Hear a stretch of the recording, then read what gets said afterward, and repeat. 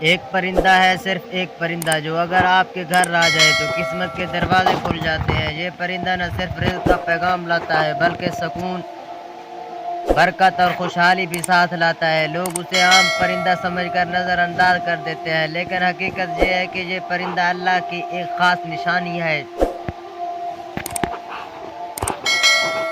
اور جس گھر پر یہ آ کر بیٹھ جائے وہاں غربت، تنگ دستی اور دکھ کبھی دیر تک نہیں رہتے۔ کیا آپ جاننا چاہتے ہیں وہ کون سا پرندہ ہے جو انسان کی زندگی بدل دیتا ہے؟ صدیوں سے بزرگ یہ کہتے آئے ہیں کہ قدرت کبھی بھی کسی چیز کو بلا وجہ پیدا نہیں کرتی۔ پرندے بھی محض پرندے نہیں، بلکہ ان کے آنے اور جانے میں خاص پیغام چھپا ہوتا ہے۔ کچھ پرندے نحوست کی علامت ہوتے ہیں، لیکن کچھ ایسے بھی ہیں جو جب کسی گھر کے چھت پر آ کر بیٹھتے ہیں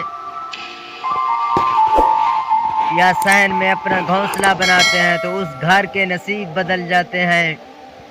کبوتر کو ہمیشہ سے امن، محبت اور رزق کی علامت سمجھا گیا ہے۔ بزرگ کہتے ہیں کہ جس گھر میں کبوتر آ کر بسیرا کرتا ہے یا گھونسلہ بناتا ہے وہاں برکت اترتی ہے،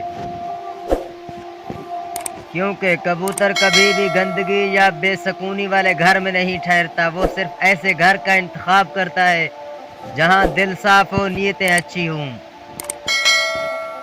اور محبت کا ماحول ہو۔ یہی وجہ ہے کہ جب کبوتر کسی گھر کو اپنا مسکن بناتا ہے تو وہاں دولت اور خوشحالی کے دروازے کھلنے لگتے ہیں۔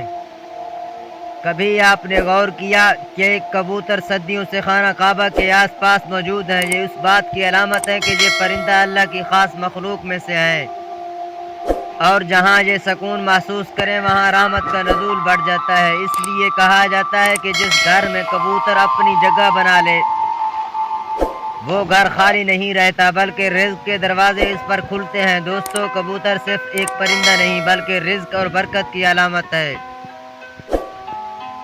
یاد رکھیں، پرندے وہاں آتے ہیں جہاں انسانوں کے دل صاف اور نیتیں سیدھی ہوں۔ اگر آپ چاہتے ہیں کہ آپ کے گھر میں خوشحالی آئے تو اپنے دل کو صاف رکھیں، دوسروں کے ساتھ محبت کریں اور رزق خود آپ کے دروازے پر آئے گا۔